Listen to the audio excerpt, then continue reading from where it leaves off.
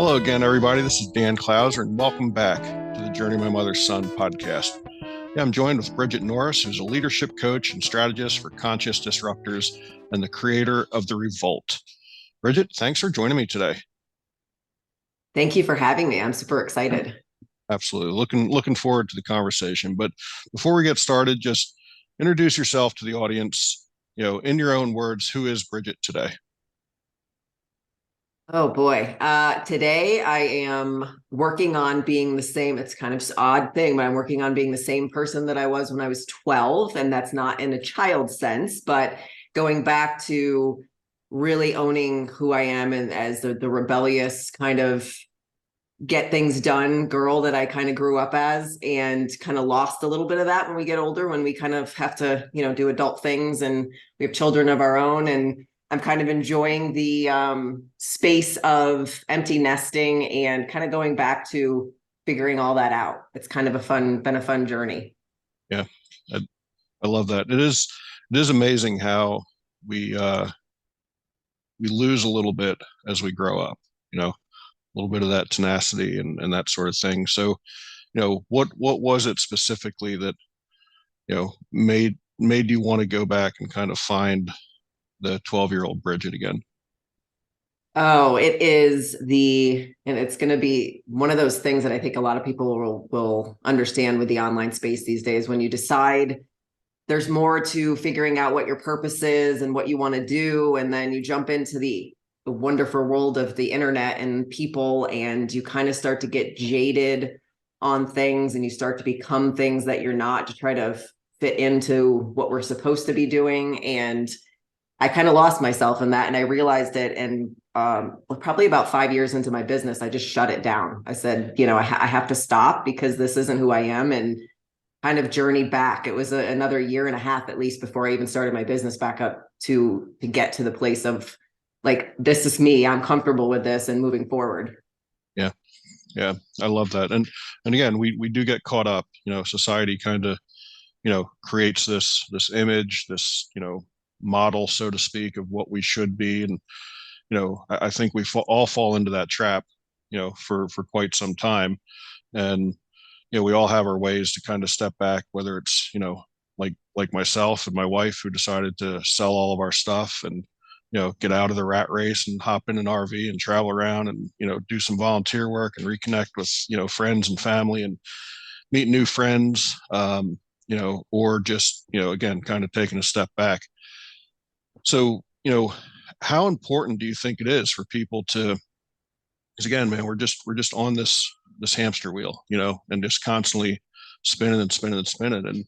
And we all, I guess, have our, I don't know if you want to say your breaking point. I don't know if that's the right terminology or not, but your aha moment, whatever it is, epiphany, call it whatever you want to call it. Um, and I wish, there's times in my life where I wish I would have found it earlier, but then by the same token, I found it at really the exact right time. Like, I really am a true believer of everything happens for a reason. And, everything that happened prior to that just adds to the experience of who I am today. So, even though there's times where I say, our only regret is that we didn't do this 10 years earlier, that's really not true. Like, we did it at the exact perfect time of when we had to do it. So, you know, how how do you help people kind of find that space, that perfect timing for them to, reset, let's say? Yeah, I think for me, I had to understand the concept of seasons of life, and understanding that same thing that you're just saying. Like, when I was in corporate and then I left to kind of raise my son, and then you wrap yourself all up in that, and then one day you wake up and it feels like it was just yesterday, and they're like, yeah, okay, I'm older now, I don't really need you, mom. Like, okay, goodbye. And you're like, okay, what is my life now? And so that's constant season change, where you're like, wait a minute, now I don't have a purpose. I put all of my, eggs in this one purpose, and now we kind of start over. And I think it's just allow the seasons to happen. I think when we force it, which is kind of what I did immediately after that, I was just trying to force everything. I didn't know what it was. And instead of kind of letting it happen, I was trying to force all of it all the time. And that's kind of what put me on a trajectory that was nowhere near true to myself or true to, where I wanted to go. Yeah. So is that, tell me a little bit about the revolt, specifically, like what, what is that all about, and what was the inspiration behind it? Yeah, that happened, kind of came about during my, pause on losing myself in the online space, in the business, and kind of watching and realizing it started off with just women, how many women were in the same boat as I was. They just didn't know anymore, and they're losing their identity, losing the idea of what was going on. And that spirals into you thinking that you don't know what your strengths are, you don't know what you should be doing. Like, it almost kind of puts you in this little cocoon of, I don't know who I am or what I'm doing anymore, and I'm not good at anything. That was something that I kept telling myself, like, I'm just not good at anything. I don't have any strengths. I have nothing to offer. Yet you have this little, kind of this ping inside you over and over, that that you have a purpose, and that it's there, and you don't know where it, you don't know what to do with it. You don't know how to get it out. And so watching so many women go through that, I'm like, this is the revolt, because stopping and just really revolting against everything that we've been dictated to, everything that we've said we had to do or we have to be, or any steps that we're told we have to take. I just completely go against all of that, in every aspect. And helping people actually do that has been very eye-opening for me, just watching people go through the process, but also the idea of them actually really grounding in who they are and their strengths has kind of been, really, really showing me, like, this is your purpose, and it doesn't have to be anything bigger than that, right? It doesn't have to be. I got wrapped up in the idea that should be $7 million job. I should have a $7 million business like everyone else.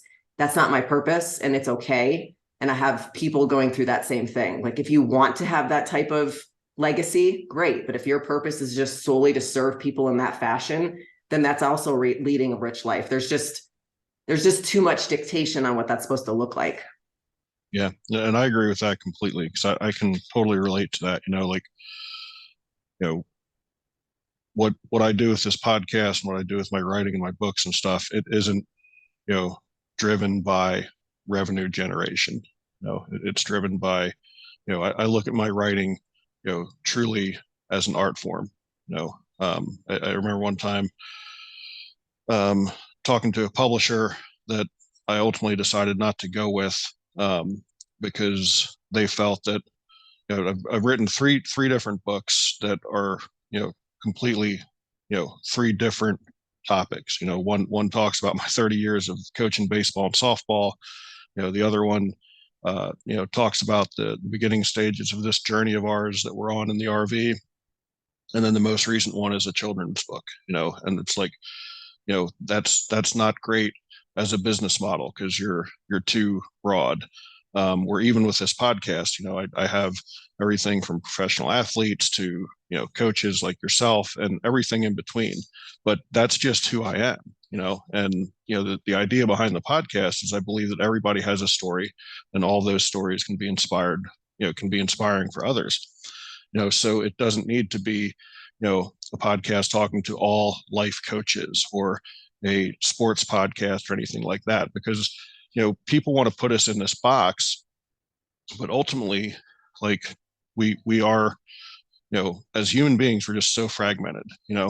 We love all kinds of different things, and I hate when people, want to kind of package us up and put us in this box, and kind of sounds like, that's one of the things that you're fighting against. And I think for women, especially mothers, I think it's tough to for them to figure out what their box is, because everyone's trying to put them into this specific box. So why do you think it's so much tougher for females to, kind of, I don't know what the right word, again, find their own place? Why do you think it's more difficult for them, I think, than it is for a male at times?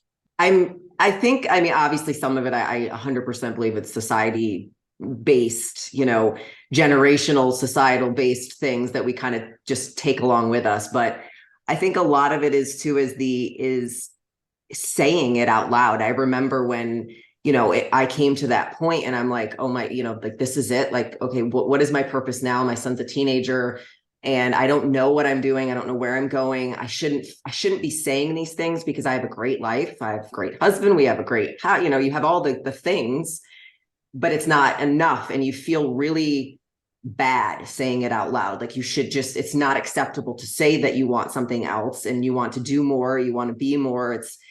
I'm not just a mom. I can be all of these things. And I think that's part of it. It's saying it out loud was really hard. And then thinking that no one else is saying that, it's kind of like you feel alone, even though you're like, there has to be other women out there that think the same thing. We just don't have a place to express it. So I think part of that goes along with the self-expression, being okay with saying, like, I'm doing a really great job at this, but I can also be all these other things at the same time is a huge part of it, I think. Yeah. Well, I think just getting into that space where you can express yourself to others who are, going through the same things that you're going through is so important. Again, you know, there's the terminology that misery loves company. I don't necessarily know that it's necessarily misery loves company, but you do like to be in spaces where people can relate to what you're going through. So, was there something specific that happened to you that made you want to create that space, kind of that safe space for people to gather and say, look, there's no rules here. Like, let's just, nobody's going to judge. We're just going to talk about what we're feeling and, see how we can help each other. Was there a specific moment that said, I want to create this space? I don't, for me, it started off rocky. I kind of tried to utilize the things that I was excited to be involved in myself. So I'd actually opened up a gym for women and kind of tried to pull people together in that aspect for, with the fitness aspect. And then that kind of turned into more of a coaching on mindset type thing, which spun into it. Everything kind of like spun into each other to kind of get into the coaching aspect altogether and completely out of the fitness aspect. And I tried a million things. I tried network marketing because I thought that was going to be the space where most moms, were trying to do that. And it just, I never really fit fully into any of those specific spots. So I just decided that I had to create my own spot, and those that kind of felt the same way as I did would kind of come along for the ride. And that's kind of how it happened. I think you can put yourself into environments that put you right back in that box where you're not really sure where you fit in or how you fit in. And I didn't want that anymore. It didn't feel good to me. And I've kind of always been that type of person. I'm kind of a loner, type A personality, but I still wanted to be in a space that I felt accepted. And that wasn't happening in a lot of the places I was choosing to, start trying to do that in. So I just decided that I needed to create that on my own in a space where everybody, no matter what was going on, it didn't have to be, even if you're not a mom, but you're still feeling some sort of things that are going on in your life, that was an acceptable space. Yeah. So what was the feeling like for you as people kind of came in and joined you in that space? I mean, because again, it's one thing to throw it out there and there's, a certain vulnerability that's like, okay, what if I do this and no one comes? And that's what happened at first. I mean, I remember coming home quite a few nights when I started the gym, crying to my husband, like, I'm there, but no one's there. No one's coming. And he's like, well, it doesn't happen overnight. You just have to keep showing up. You're doing it for a purpose. You keep reminding yourself why you're showing up. And I showed up in that space probably for 6 months before that actually turned into something. And that same thing happened in the online space. It went a little faster. Obviously, you have a little bit more access to, a ton of people in the online space. But I was ready for it by then. Like I had already experienced the lull of, oh my God, like nobody's coming. Like nobody believes in this. Nobody wants to listen to me. I already experienced that like live in person for 6 months. So when I came into the online space, it was almost like I have a lot of people listening and eventually people will show up, but at least I don't feel like I'm talking to myself. Yeah. So what was it that kept you going, during that lull? I have such a hard time expressing it unless somebody actually knows it and understands that feeling. There's like this feeling inside that no matter what's happening, once you've figured out like this is the direction I'm going in and this is what truly feels good in my soul, you just can't not do it. Over and over and over, my husband's like, you don't have to go back to coaching. Like you're off the social media, your mind is right now, like you're not doing all of that. You don't have to go back and do that. And I'm like, I don't have to, but I do have to because inside there's something that's telling me I can't let it go. So that ping, I think anybody that's feeling that, it's almost like it's so hard to express, but you just know you have to keep going no matter what it looks like. That's kind of the thing for me. And it's easy to quit on something that doesn't work or that isn't the thing, which is why I think as we're finding our purpose more and more, it's easy just to give up on something else. But most people that are doing that, they give up on one thing to move into something else until they fully settle into the thing that they're staying with. So for me, I think working with people that have that same ping has been the most exciting because they just won't stop. You can't stop. It's like a physical, I can't stop doing it. Yeah, and I think just kind of believing in the work that that you're doing is something that keeps you going every day. I mean, even this is now, I don't know, around episode 220 or something of the podcast, but I know when I first started, dude, and you're getting a dozen downloads or whatever the case is, you wonder, why are you doing it? But then all of a sudden you get an email or a message from somebody that says, wow, this episode, really changed my life, or Yeah. really, helped me through a difficult time, or whatever the case was. And it's like, okay. And it kind of, you know, I actually wrote about this some time ago. Where so many times we want to jump in and make the big splash when we realize that um, you know the ripple effect of the pebble can be more accomplishing than the big splash of the big rock going into the pond. And just kind of Yeah. keeping at it. And I refer back to the starfish story where the old man comes along this little boy on the beach, and he's picking up one starfish at a time. And the old man asks him, son, what are you doing? He's like, I'm trying to save all these starfish. And the old man's like, you're never going to be able to save them all. You're not making a difference. And the little boy looks at him, just picks up one more starfish and throws it back in the ocean and says, well, I made a difference for that one. And I think when we really kind of focus on again, those little things, going back to kind of the subtitle of the podcast, it helps us put things into perspective, and that if you affect one person and then they go out, and how they were affected affects one or two more other people, and then those people, and it just kind of it goes on. But we may not necessarily see those results. So I think it really just comes down to believing in what you're doing and the work that you're doing and the purpose behind it, more so than necessarily seeing those instant results.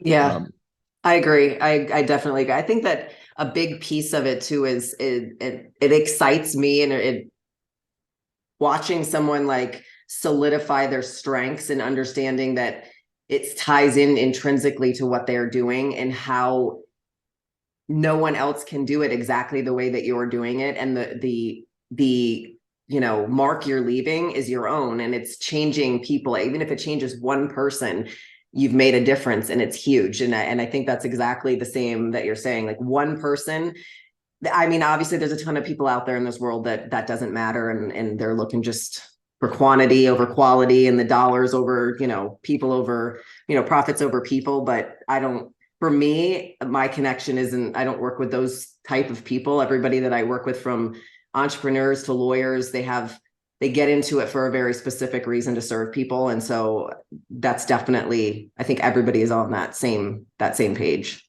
yeah, yeah, and that's so important. And I think that's the thing that if you just focus on you know that type of person, it just solidifies the the work that you're you're doing. So you mentioned that when you first started, it was really specific to females, but now you've kind of, you know, opened it up um, to men as well. So what what was kind of the philosophy behind opening up to everyone?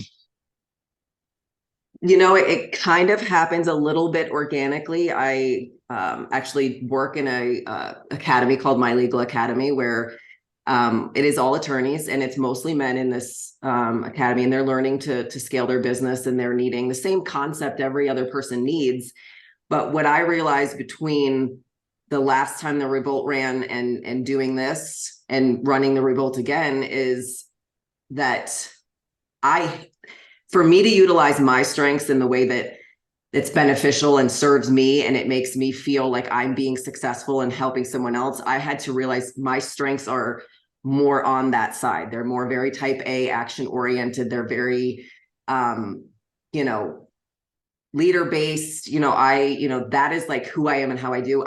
I spent 20 years in the construction industry, coming through an industry that was male dominated, to make sure that I could lead in that industry. So leaving behind the things that I grew, that the strengths that I grew didn't make any sense. And so once I kind of let go of the idea that I had that concept in my mind, I can't coach men. I don't know how to coach men. I couldn't quite possibly have anything to give men. And then my husband was like, that you kind of we coach each other every day when we're having conversations about how we should move forward. And I'm like, I never really thought about it like that. And then when I started doing it, I'm like, quite honestly, to say this in the nicest fashion, men are so much easier to coach than women.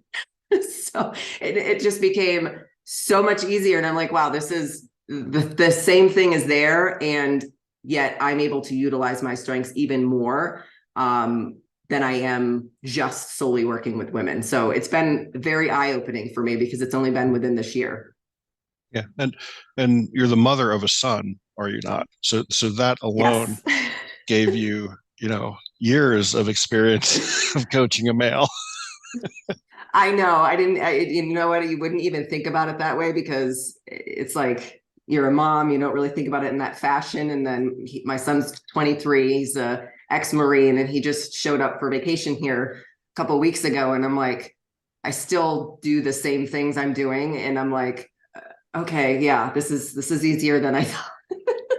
This is easier than I thought it was. Like I'm already doing this. So yeah, you don't even process it that way. I never even processed it that way. Like I raised a son. How could I not possibly understand men? Yeah, yeah, no doubt about it.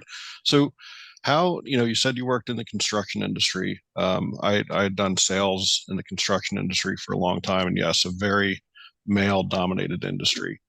And one of the things that my mom did is she worked in a lot of male dominated industries. The construction industry was one of them. She also owned her own lawn care and landscaping service, in the 80s, which again was, totally unheard of Wow. for a woman to do that. So how did that experience, because I know, and again, I mean, we're going back to the 80s, and I would go on job sites with my mom, and I would constantly witness as a young man her having to prove herself, um, you know, to the men that she was dealing with. And granted, we've evolved a little bit, but there's still some work to be done without a doubt. Yeah. Um, but how did, you working in that male dominated field, help you now, that you reflect on it, be able to, to coach men, you know, probably much better than had you not worked in a male dominated field?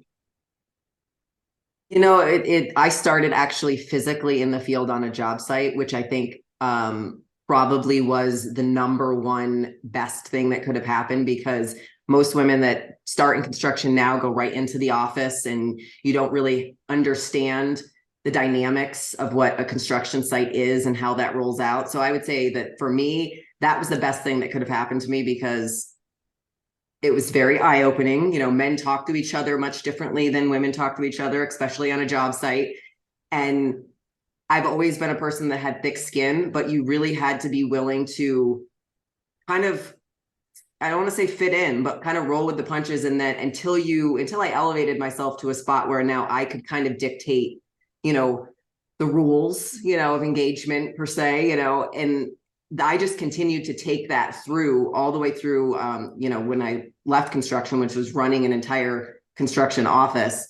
I don't let people run over me, and especially not men in that business. They believe, the majority of them believe that they know more than you do. And I always tell people, like, I can run circles around a lot of you. So don't try to, you know, fool me with your fancy words. I've been doing this for too long. And I think it just gave me the ability to stand up for myself, especially when I know what I'm talking about. I have no problem saying I don't have the answer to that. I can, you know, I haven't, you know, flung a hammer before. I don't know how to install stuff, but I can find out for you. But I'm also not going to let you run over me, and I'm not going to let you talk to me in a way that I don't, you know, is not respectful. So I think that has definitely been a, you know, force in just the elevation all the way through the spots that I did, you know, in construction itself. I love that. So what's the future look like for the Revolt? Like what's, you know, what are you looking at accomplishing down the road? Originally, when I launched this, again, it was open to only women, and it was open to only women in the online space, creating other, you know, coaching businesses mostly. Going through it and now working on the other side of it, I realized that I want to open up to more people, but I also want it to be accessible. I'm not a person who wants to create a program that is thousands and thousands of dollars and it doesn't serve the people that I want to help elevate themselves. So I'm working on kind of trying to create a more broader space for teaching, for education, for a community, versus it just being, you know, a very small group of women that I instruct live constantly, because obviously the bandwidth of that runs out. But then I can't reach as many people as I want to reach, including, you know, people like my son, who I'm like, you should be going through this. Like, your friend should be going through this. Like, we need to, I want to have a space where it's open to everyone and it's accessible to everyone. So I'm working on kind of revamping that a little bit. That wasn't my mindset when I went into it, but after going through it, that's kind of where I'm at with it. Yeah. And, you know, how do you balance, you know, that delicate balancing act really of, you know, growing but not growing too fast? Yeah, I think the only reason why I'm able to do that is watching both in construction and corporate, and my own business that's been, you know, going for 7 years. Once you watch somebody go so fast that they actually crash, and it's something you're like, I'm never going to do that, because you have this business and you build it up so quickly that it's not sustainable, and everything collapses underneath, and then you have to start over. That happened in the construction business that I worked in, and it just, the infrastructure wasn't there, the people weren't there, they didn't have the right team, and it just all collapsed, and you had to completely start over. And it's a hard process to go through, watching, you know, people not be able to be paid, and that's not, I think experiencing that on a lot of levels has taught me to just go slower. It's okay to not, you know, be that guru and have a gazillion followers coming out of the chute. It's go at the pace that's comfortable for you. Go at the pace that you're growing yourself while you're growing your business, because at that point, everything else will fall into place properly. Otherwise, I've watched, just, it's a nightmare. It's a nightmare that I don't want to experience again.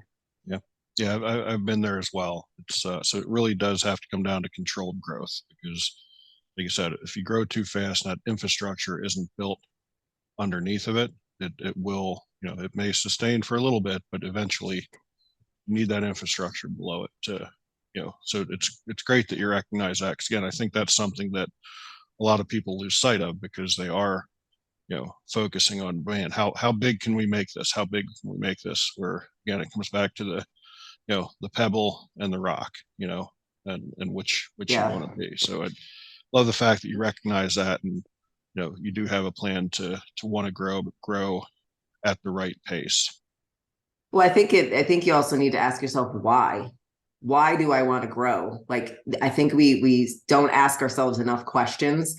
Do you want to grow just because it's what you look around and everybody else is doing, and or everybody says you should do, or that's what you think is going to make you look successful or feel successful. I mean, if you don't ask yourself why, you end up falling into the same trap. You get to a place, I know many people who grew, they have amazing businesses on the outside that looks like they're making a ton of money, and they're miserable because that's never what they wanted to begin with. But now here they are. What do you do now? So there is, the grass is not always greener. So know why you're growing, and is definitely my number one. Before you even think about the growth, why do you want to grow? And I think if you don't have that foundation, and you see that so many times with, celebrity suicides and stuff like that, where it looks like they've got the entire world, but if you don't have that foundation and an inner peace as to why you're doing what you're doing, no amount of money, no amount of fame or fortune can ever make you happy at that point. So I think that, when you are asking that question, why, is really what can sustain, you to get to levels that, you may not even envision at this point, even with that controlled growth. So I love that for sure. Yeah, 100%. So Bridgit, we covered a lot of different topics here, but anything that we missed that you think would be valuable to the listeners? No, I think we covered a lot. I think we covered a lot of different areas. I think the main thing always, and even when we're talking about purpose, or we're talking about, the main thing for me is know who you are, stand in that, and use your voice based on that. And you won't go wrong if you just stay true to you. Yeah, I love that. Bridgit, how can people find you on the internet if they want to reach out, if they want to become part of the Revolt? How do they find you? Where do they find you? Both on Instagram and Facebook. It's just Bridgit Norris. It's Bridgit Norris. I use Facebook a little bit more. My son tells me it's because I'm old and I don't use Instagram properly. But I am there as well. But yeah, both the same. Yeah, guilty as charged here as well with the Facebook over Instagram thing, for sure. So that's awesome. I hope some people reach out to you, because I think you have some great things to offer. That brings us to our final question. As you know, the subtitle of the podcast is Many Little People in Many Little Places, which comes from the opening lyrics of a Michael Franti song, Gloria, which go, when many little people in many little places do many little things, and the whole world changes. So it's one of the little things that Bridgit does on a daily basis to make the world a little bit better place. I think the biggest thing that I do, whether it's online or whether it's in person, it doesn't really matter. It's making sure that every person that I come in contact with is 100%, owning who they are and being who they are and expressing who they are without any restriction or without any fear, without any needing to be someone else or something else. If I can do that on a daily basis, I'm winning. Bridgit, really appreciate the time. This is a great conversation. For folks out there listening, be sure to check out my other podcasts and blogs at journeymymotherson.com or danclouser.com. While you're there, pick up a copy of one of my books. Bridgit, again, really appreciate you taking the time. It's a great conversation. Thank you. I appreciate it. You bet.